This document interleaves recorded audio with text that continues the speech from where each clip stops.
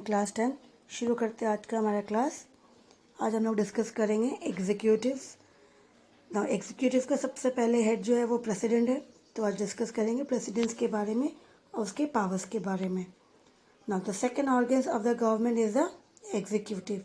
हमने इसके पहले लेजिस्लेटिव पढ़ा था, लेजिस्लेचर पढ़ा था और उसके सिर्फ फॉर्मेशन नहीं पढ़े थे। लोकसभा राज्यसभा के शासन हमने उसके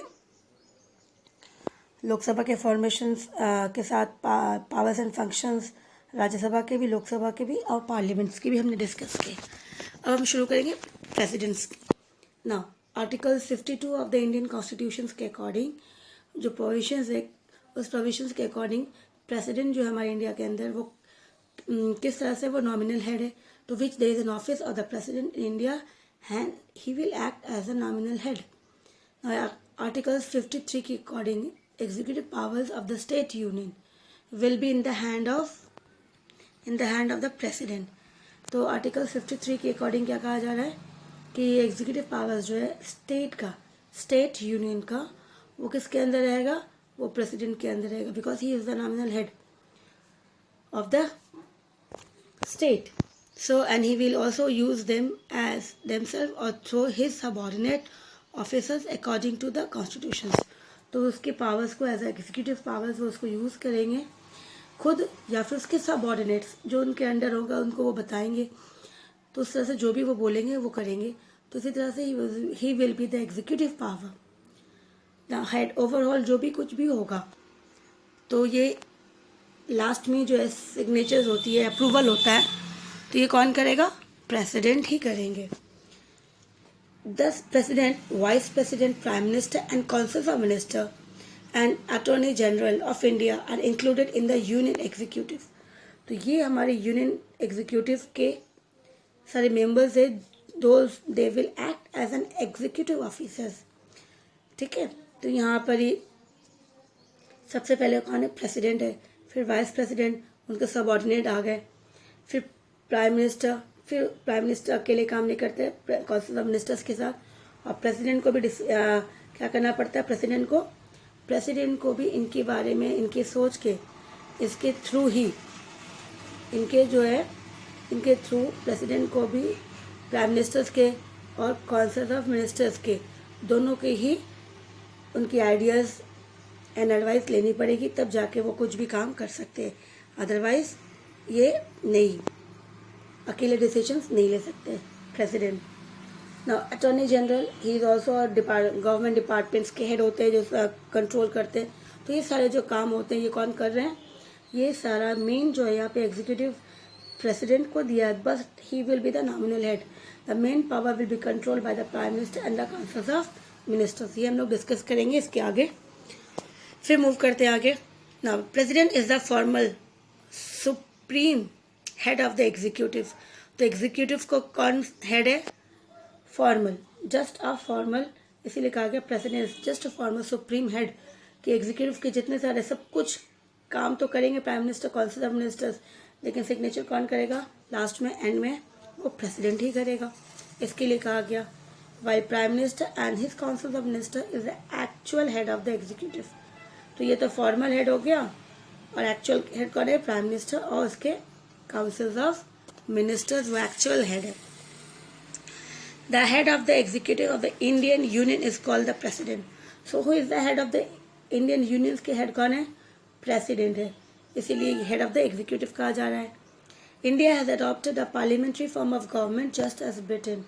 तो ब्रिटेन का भी पार्लियामेंट्री फॉर्म ऑफ गवर्नमेंट है, वहाँ पर जो क्राउन है, जो क्वीन है, ठीक है, he is just a nominal head, और बाकी जो काम कंट्रोल करता है कौन, पार्लियामेंट करता है। तो हमारे इंडिया में भी president is just nominal head and पूरा काम कंट्रोल करता है parliament and ruling party. Parliament के अंदर रूलिंग पार्टी जो पावर में आती है वो प्राइम मिनिस्टर उसका लीडर बनता है, और उसकी टीम मेंबर्स में काउंसिल ऑफ मिनिस्टर्स मिलके काम करते हैं। So under which there is a constitutional head as well as another actual head of the executive. तो एक तो कॉन्स्टिट्यूशनल हेड हो गया, क्राउन, और दूसरा एक्चुअल हेड हो जाएगा जो काम, जिसे prime minister and his council of ministers. So the president is the constitutional head of the executive of the Indian Union and his positions in the hand in the Indian union is just like British king.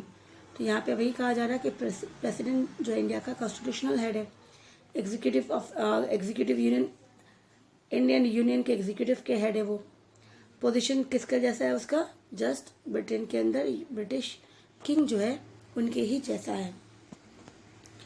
हाँ, ये तो इसकी positions हो गई। अब हम discuss करते हैं कि इसकी qualifications to be a president of India, what are the qualifications required.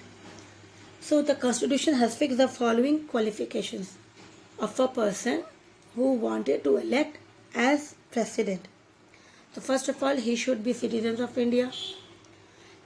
He should be completed the age of 35 and he should have the qualifications or qualify to be as a member of the Lok Sabha. लोक सभा में सबसे पहले qualified होना पड़ेगा to be a member. सो ये 3 criteria है, qualifications required होती है for the election of president. Apart from this, any such person who is officer under Indian government, state government or any local bodies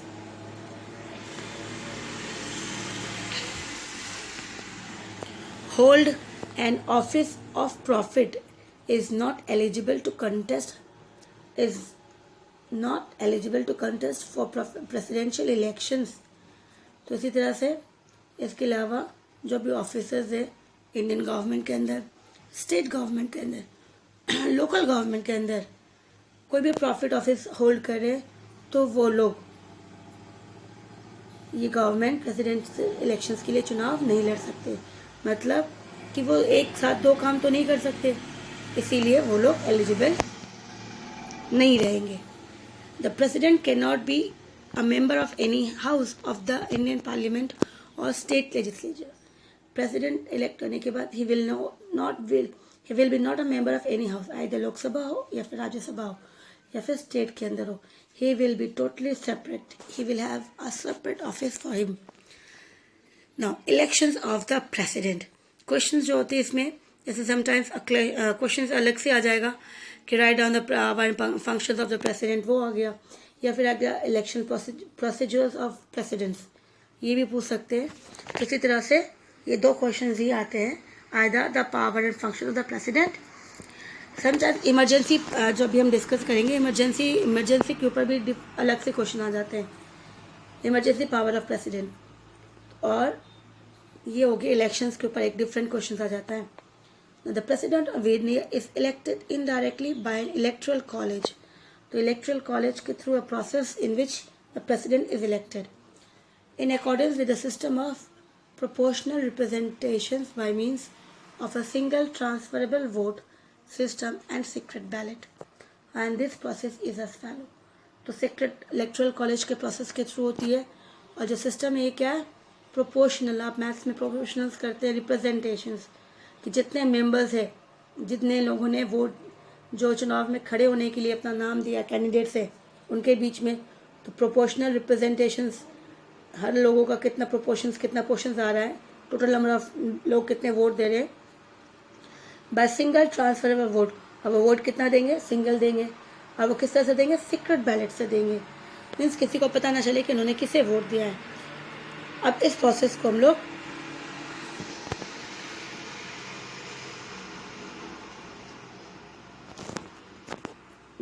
इस process को हम लोग follow करते हैं। तो ये प्रोसेस क्या है, इनडायरेक्ट, मीन्स जनता इसमें वोट नहीं देती है, जो ऑलरेडी चूज है by the people of India, that is the representative of the Lok Sabha and state election में विधानसभा, MP MLA, राज्यसभा के भी आ सकते हैं। तो इसी तरह से वो लोग ही आपस में इलेक्शंस करेंगे, तो इसीलिए वो क्या हो जाएगा, इनडायरेक्ट इलेक्शंस हो जाएंगे। Elections of the president will held indirectly by such an electoral college in which, तो electoral college में कौन रहेंगे, elected member of both the houses आ गए, member of state legislations आ गए, विधानसभा according to the articles 70 constitutions के अंदर है, elected member of legislative of union territories also, तो union territories के अंदर भी है, उनकी भी चुनाव होती है। तो ये 3 हो गए। तो कौन हो गया सबसे पहले, तो सबसे पहले आ गए हमारे इलेक्शंस के लिए पार्लियामेंट्स के अंदर both the houses, Rajya Sabha Lok Sabha, state के अंदर आ गया विधानसभा, और यूनियन टेरिटरीज, ये तीनों ग्रुप मिलके क्या फॉर्म करते हैं, इलेक्टोरल कॉलेज फॉर्म करते हैं, इलेक्टोरल कॉलेज। तो electoral college consist of 3 bodies. तो ये हो गए 3 बॉडीज। अब ये लोग मेंबर्स इन 3 बॉडीज में से the people will give their name for the elections of candidates. जो होंगे ये अपने इन्हीं में से नाम देंगे कि हमें चुनाव लड़ना है, that we are going to contest the election for presidents. नाम फिलअप करेंगे। नाउ सिंगल ट्रांसफरेबल वोट क्या सिस्टम है, the elected member of parliament state and union territories will elect the president. A special election process known as single transferable vote system. तो जो system है इसका अलग, ये इसीलिए इसको कहा गया कि ये स्पेशल इलेक्शन है प्रेसिडेंट्स के लिए, और इसको नाम दिया गया single transferable vote system in this elections. तो इसमें क्या होता है, voting is done through secret ballets. Voting तो सभी जो भी वोट होती है वो सीक्रेट बैलेट के थ्रू होती है। Only the person who is giving the vote he knows to whom he is giving the vote. इसके अलावा no one is else came to no.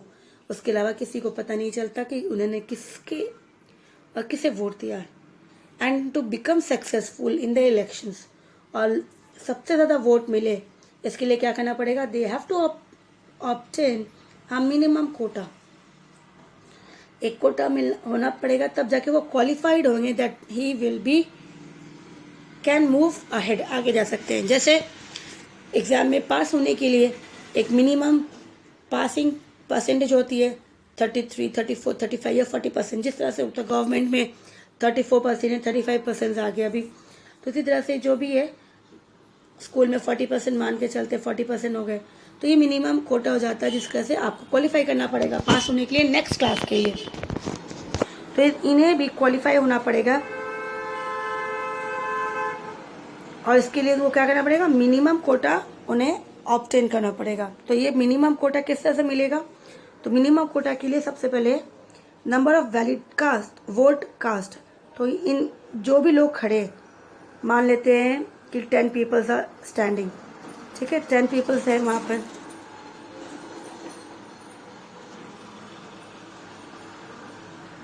अब ये नंबर ऑफ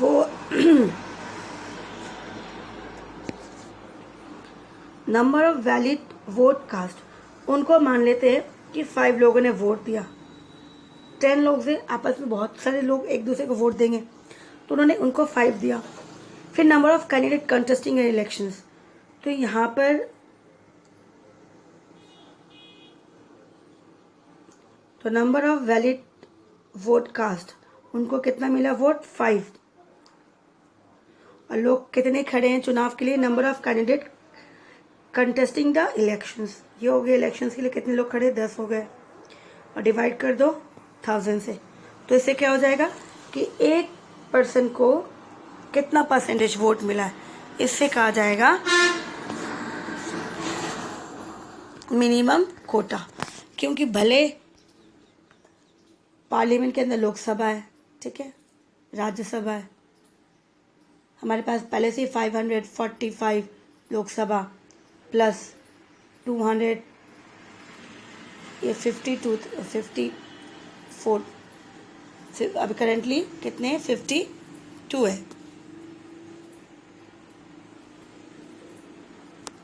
552 है करेंटली, प्लस 5 राज्यसभा में 245, ये प्लस कर दो। फिर लोग विधानसभा के अंदर आएंगे, स्टेट के अंदर आएंगे, विधानसभा के अंदर आएंगे, उसके मेंबर्स होंगे। फिर यूनियन टेरिटरीज, उनके मेंबर्स होंगे। तो मेंबर्स तो बहुत सारे हो जाएंगे, है ना, सभी लोग वोट देंगे।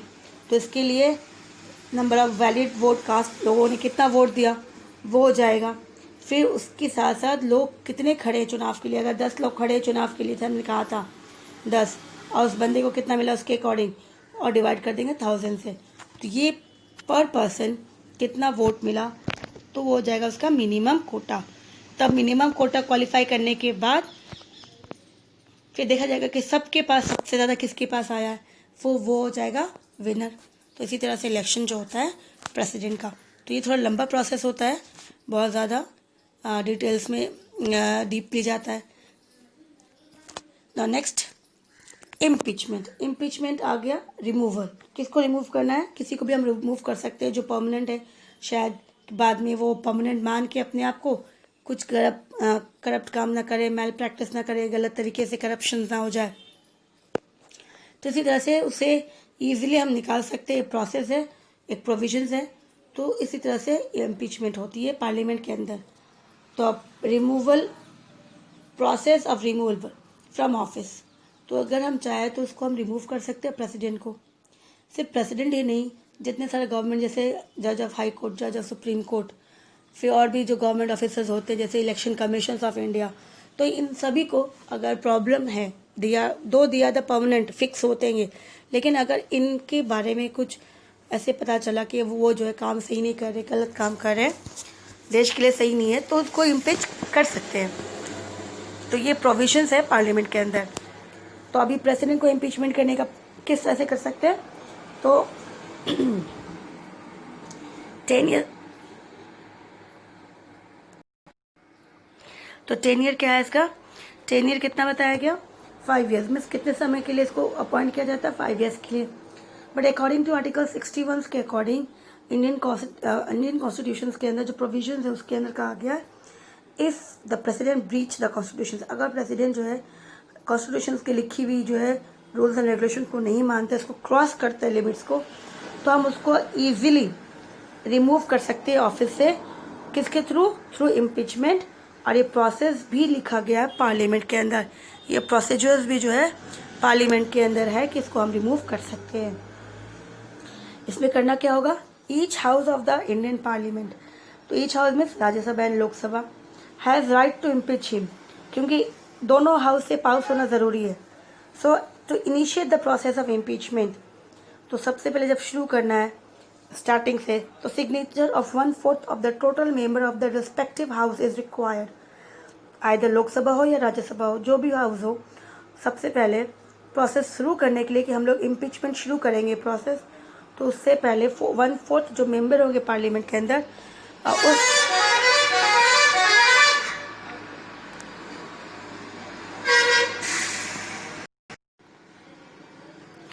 तो इस तरह से 1/4 जो होते जिस हाउस में, आइदर लोकसभा या फिर राज्यसभा में हो, तो ये इनिशियल में स्टार्टिंग का प्रोसेस है।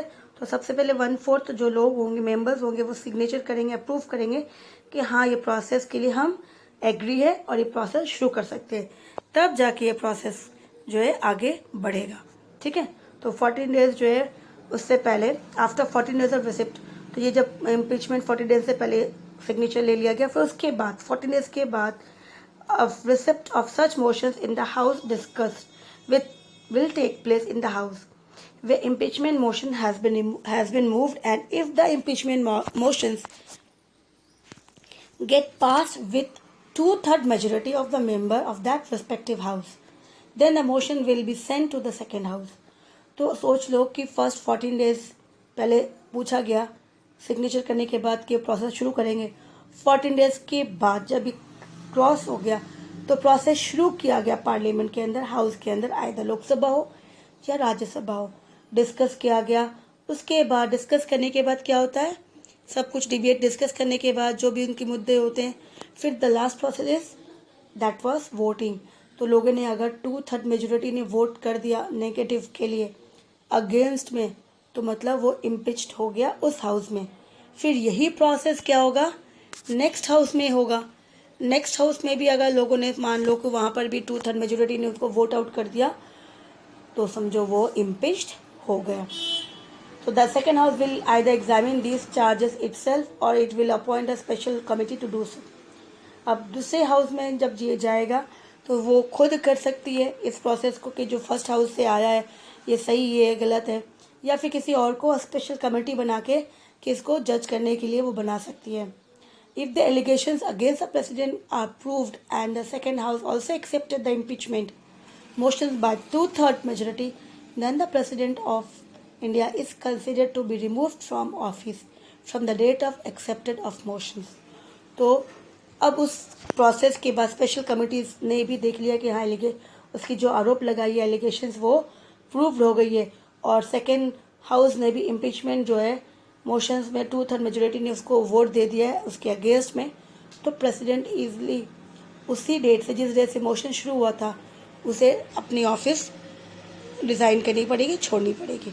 तो इसी तरह से जो इम्पीचमेंट कंप्लीट होता है और इसी तरह से प्रेसिडेंट जो है वो रिमूव होते हैं अपने ऑफिस से। अब आता है उसका powers and functions of the president. तो हमने डिस्कस किया सबसे पहले उसके कि इंडिया के जो प्रेसिडेंट है उनके पास किस तरह से पावर्स है। फिर हमने डिस्कस किया फॉर्मेशंस और कि इलेक्शन प्रोसेस ऑफ प्रेसिडेंट, फिर इम्पीचमेंट प्रोसेस। अब हमारा आता है next powers and functions of president. तो ये हो गया third question, discuss the power and function of the presidents. तो इसे हम डिस्कस करेंगे with the help of sub headings, ठीक है, क्योंकि सब हेडिंग्स के अंदर डिस्क्राइब किया जाएगा। एक तो नॉमिनल पावर्स और नॉर्मल पावर्स, और सेकेंड इज इमरजेंसी पावर्स। तो जैसे मैंने कहा था कभी कभी पावर्स लिख दिया जाता है और कुछ नहीं पूछते, तो आप इजीली सिंपल पावर दे दो, नॉर्मल पावर डिस्कस कर दो, इमरजेंसी पावर्स को थोड़ी डिटेल्स में नहीं जाके बस बता देना है। लेकिन sometimes it put question just on कि discuss the power of emergency power of president, तब उसमें आपको इमरजेंसी पावर्स जो है बहुत ज़्यादा डिटेल्स में जानी पड़ती है, कौन से प्रोविजंस में, कौन से आर्टिकल्स में, कौन से कॉन्स्टिट्यूशन के सेक्शंस कौन सा है, उसके अंदर क्या दिया गया, इसके अकॉर्डिंग, ठीक है। तो अभी सबसे पहले हम लोग उसके नॉर्मल जो पावर्स है उसको डिस्कस करते हैं। तो नॉर्मल पावर्स में क्या है, हेडिंग, उसको भी हेडिंग दिया जाएगा।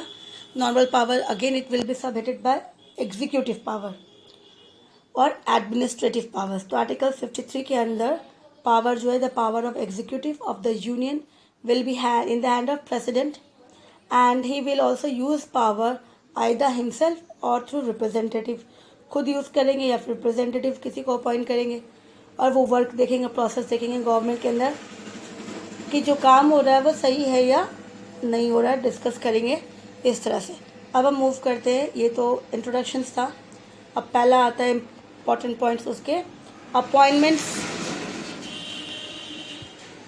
And removal of important officers, कि वो किसको अपॉइंट करते हैं और वो किसे रिमूव करते हैं। तो the president appoint several important officers of Indian unions.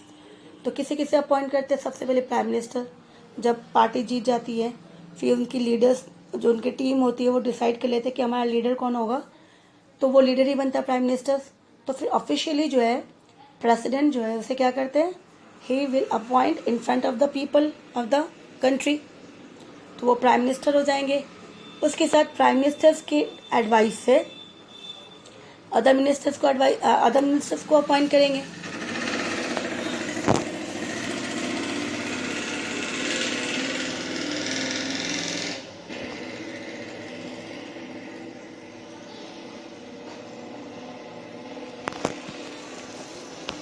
इसके साथ governor of India, governor of the state जो होते हैं, गवर्नर ऑफ द स्टेट जो होते हैं उसको अपॉइंट किया जाता है। जज ऑफ सुप्रीम कोर्ट, जज ऑफ हाई कोर्ट, इनको अपॉइंट करते हैं president. Controllers and auditor generals, chairman, member of the union public service commission officers and foreign ambassadors etcetera, they are different. तो इस तरह से इन सभी को वो अपॉइंट करते हैं और रिमूव भी कर सकते हैं। तो यहाँ पे आप जो है 3-4 नाम याद कर लेना, बहुत जैसे यहाँ पे टिक भी की हुई है, तो उसके अकॉर्डिंग आप फॉलो कर सकते हैं यहाँ से यहाँ तक इस तरह से, ठीक है। फिर नेक्स्ट में आते हैं power associated with function of the government. तो उसके अलावा और कौन से पावर्स है, in this contest he can form various law बना सकते हैं। कब बनाएंगे, ही कॉल द ज्वाइंट सेशंस और joint meeting of both the houses, जब इलेक्शंस के बाद जब पार्टी फॉर्म हो जाती है तो पहले तो इन दोनों की joint meeting, Lok Sabha and Rajya Sabha की मीटिंग बुलाते हैं साथ में, तो ये खुद बुलाते हैं। अपॉइंट ऑफिसर्स, अलग अलग ऑफिसर्स को अपॉइंट करना, एम्प्लॉयज़ ऑफ ये सुप्रीम कोर्ट। फिर forms law related to the power of the controllers and auditor generals India जो होते हैं, जो डिपार्टमेंट ऑफ अकाउंट्स जो होते हैं उसके जो हेड होते हैं उसको अपॉइंट करना। तो इसी तरह से ये अपॉइंट करते हैं। President also allocate portfolios of the member of the council of ministers. तो पोर्टफोलियो तो एक्चुअली जो होता है प्राइम मिनिस्टर ही डिसाइड करते कि किसको कौन सी मिनिस्ट्री दी जाएगी, लेकिन ऑफिशियली प्रेसिडेंट जो है वो उनको इन्फॉर्म करते हैं कि आपके पास ये वाला डिपार्टमेंट आया, पोर्टफोलियो आया। Portfolio means department. Now government foreign policy powers, अब देखा जाए तो फॉरेन पावर्स में क्या होता है कि he is being the constitutional head of the Indian unions के अगर हेड है ये, तो प्रेसिडेंट रिप्रेजेंट्स इंडिया। कहाँ पे रिप्रेजेंट करते हैं? फॉरेन कंट्रीज में। He is the representative of our country. तो ही अपॉइंट एम्बेसडर्स, जितने सारे एम्बेसडर्स होते हैं ये खुद अपॉइंट करते हैं। डिप्लोमेट्स ऑफ इंडियन एम्बेसीज जो भी होते हैं, किसको कहाँ पे भेजना है, कौन से कंट्री में कौन जाएगा, डिसाइड कौन करता? प्रेसिडेंट करते हैं। फॉरेन अलायंसेस, किसके साथ रिलेशंस किस तरह से हो गई, एग्रीमेंट, तो ये सारा किसके नाम पे बनता है? सभी प्रेसिडेंट के नाम से बनता है। ठीक है। फिर आता है मिलिट्री पावर। मिलिट्री पावर्स में क्या है कि ये the supreme commander of three wings जितने हमारे आर्मी, नेवी एंड एयरफोर्स, उन तीनों के वो सुप्रीम कमांडर है, जिसके ऊपर जो भी वॉर के ऊपर, डिफेंस के ऊपर ये सारा जो है डिस्कशंस कहा गया कि टोटली इनके पास पावर है।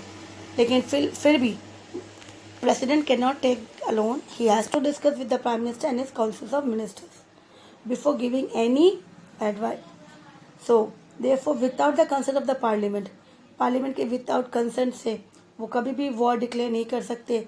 ठीक है। Not can he use the army for this purpose, नहीं आर्मी को यूज़ कर सकते। दो ही इज़ द सुप्रीम कमांडर, भले वो सुप्रीम कमांडर हो, लेकिन फिर भी जब तक वो पार्लियामेंट के अंदर डिस्कस नहीं करेंगे ये सब मैटर को, तब तक वो अकेले ये कुछ भी डिक्लेयर नहीं कर सकते। फिर नेक्स्ट हेड आता है legislative power.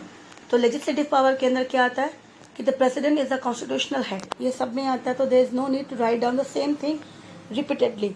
If you write it once that's all, एक बार लिख लिया बहुत है। ठीक है।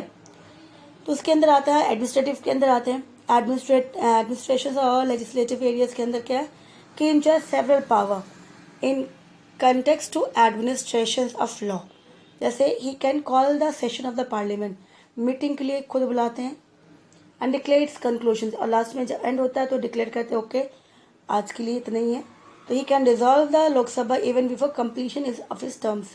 साथ साथ ये 5 years की जो टर्म्स होती है लोकसभा की, उससे पहले इसको वो डिजॉल्व भी कर सकते हैं, बट ये डिजॉल्व खुद नहीं करेंगे जब तक लोकसभा के अंदर वोट ऑफ नो कॉन्फिडेंस पास नहीं होता है।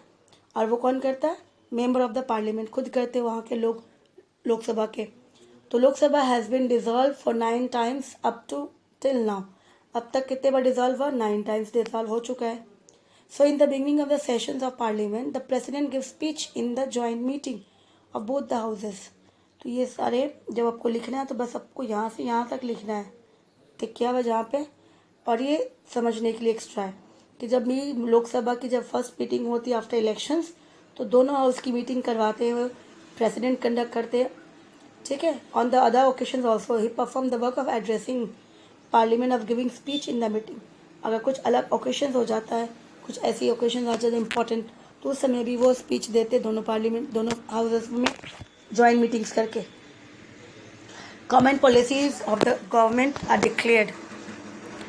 तो जो भी कॉमन पॉलिसीज होती है गवर्नमेंट्स की थ्रू द प्रेसिडेंट स्पीच, तो वो प्रेसिडेंट स्पीच के थ्रू ही बताते हैं कि क्या रूल्स पास होने वाले, क्या होने वाला है, इस तरह से। ठीक है। फिर नेक्स्ट आता है लेजिस्लेटिव के अंदर second, power to nominate the member. तो ये जो है पावर है नॉमिनेट करने के लिए।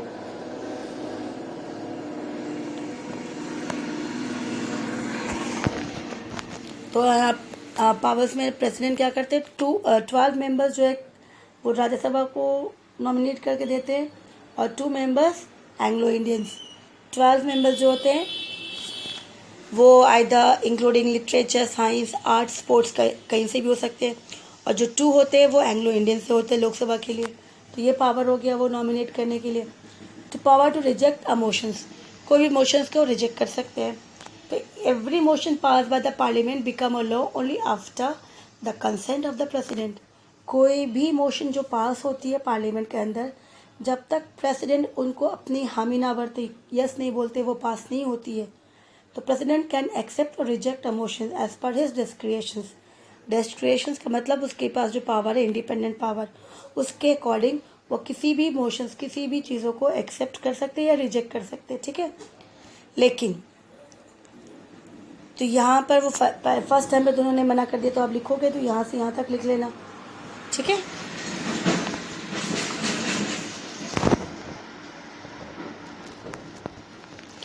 He may return a normal bill along with some advice for reconsiderations in the parliament. तो जब रिजेक्ट करके वो वापस भेजते हैं तो उसके अंदर वो क्या करते हैं, कुछ एडवाइस रिकमेंड करते हैं। But if the bill is pass with और विदाउट अमेंडमेंट अगेन, लेकिन वापस जो देखा गया वो बिल जो प्रेसिडेंट के पास गया था, प्रेसिडेंट ने लोकसभा में भेज दिया, लोकसभा के अंदर जो मेंबर्स थे उन्होंने उसको अमेंड नहीं किया, मतलब उसको चेंजेस नहीं किया। फिर सेकेंड टाइम जो उन्होंने वापस प्रेसिडेंट के पास भेजा, क्योंकि जब तक प्रेसिडेंट साइन नहीं करेंगे तब तक वो क्या होगा, बिल नहीं बनेगा। तो सेकेंड टाइम में प्रेसिडेंट को उसे साइन करनी पड़ती है, वो उसे वापस रिजेक्ट नहीं कर सकते। तो ये हो गया उनका। फिर power to issue ordinance. Ordinance किसे कहते हैं कि जब कोई सेशन नहीं होता है, हाउसेस में सेशन जो होती है 2 टाइम्स होती है, ठीक है, 2 टाइम्स होती है, और दोनों के बीच का जो गैप होता है 6 मंथ्स का होता है। लेकिन अब ऐसा सिचुएशन आ जाता है जहाँ पे सेशंस नहीं है,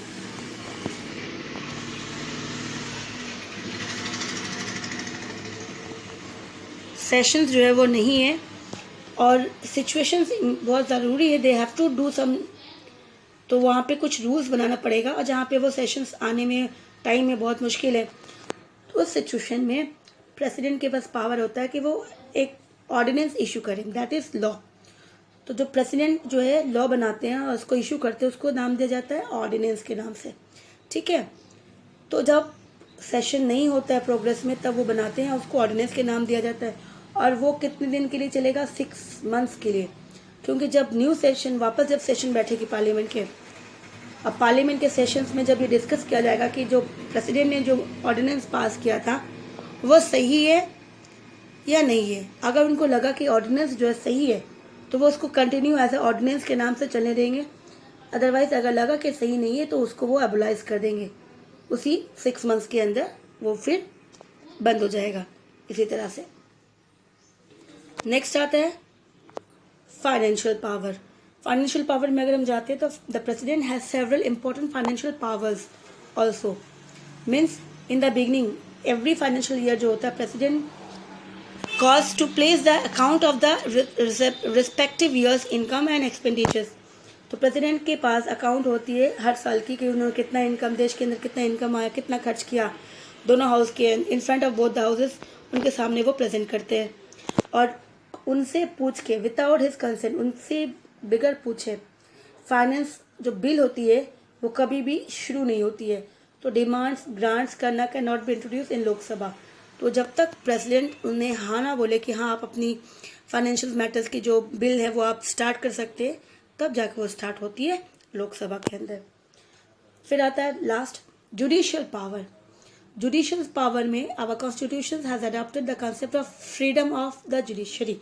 यहाँ पे मीन्स हमारा last supreme court is the highest court. इसके अलावा अगर कुछ पावर दिया गया प्रेसिडेंट के अंदर जिसका कहा गया फ्रीडम ऑफ द जुडिशरी, तो जिसके कारण president has the right to direct interfere, कि वो डायरेक्टली इंटरफेयर कर सकता है जुडिशियल मैटर के अंदर, ठीक है, कि वो अगर जजमेंट है उसको चेंज करना कुछ भी, but still he has been proof with certain essential powers. इसके साथ साथ उसको भी कुछ पावर्स दिया गया है, provided with certain special power, जैसे ही अपॉइंट द जज of supreme court, high court, president consent is mandatory. कुछ भी इम्प्लीमेंट करवाना है तो जब तक प्रेसिडेंट हाँ ना बोले तब तक वो लॉ पास नहीं होता वर्किंग। तो इसी तरह से प्रेसिडेंट के पास ये भी पावर्स है कि अगर सुप्रीम कोर्ट में, हाई कोर्ट में कहीं पर भी किसी को वो जो है पनिशमेंट दिया गया, अगर वो अपना एप्लीकेशन जो है प्रेसिडेंट के पास भेजते हैं तो प्रेसिडेंट जो है आइदर उसको ग्रांट पास कर सकते हैं, माफ़ कर सकते हैं, pardon, that was he has given his pardon, किसी के माफ़ कर देते हैं, receipt of remissions of punishment, या फिर पनिशमेंट जो है थोड़ा कम कर दिया जाए। ये पावर्स प्रेसिडेंट को दिया गया अकॉर्डिंग टू इंडियन कॉन्स्टिट्यूशन। तो इसीलिए जुडिशियल पावर्स ये है, और इसीलिए कहा जाता है फ्रीडम ऑफ द जुडिशरी, ठीक है। तो हमने आज जो है डिस्कस किया नॉर्मल पावर। नेक्स्ट डे हम लोग शुरू करेंगे इमरजेंसी पावर्स। ठीक है, ये इमरजेंसी पावर जैसे मैंने कहा था कि जब पावर्स पूछा जाएगा तो पावर्स जो है जैसे हेडिंग हमने डिस्कस किया, एग्जीक्यूटिव, लेजिस्लेटिव, ठीक है, फाइनेंशियल पावर, फिर जुडिशरी पावर। तो इस तरह से हमने जो डिस्कस किया, ये लिखने के बाद इमरजेंसी पावर्स के आप नाम लिख दोगे, वो कंप्लीट हो जाएगा। अदरवाइज अगर सिर्फ और सिर्फ इमरजेंसी को पूछा गया है, इमरजेंसी को ही पूछा गया है कि आपको जो है सिर्फ इसी के बारे में बताना है, तब आप क्या करोगे, आपको पूरी की पूरी इमरजेंसी जो है डिटेल्स में लिखनी पड़ेगी, प्रोविजंस कब का है, आर्टिकल्स नंबर कितना है। तो ये हम लोग नेक्स्ट डे करेंगे। ठीक है।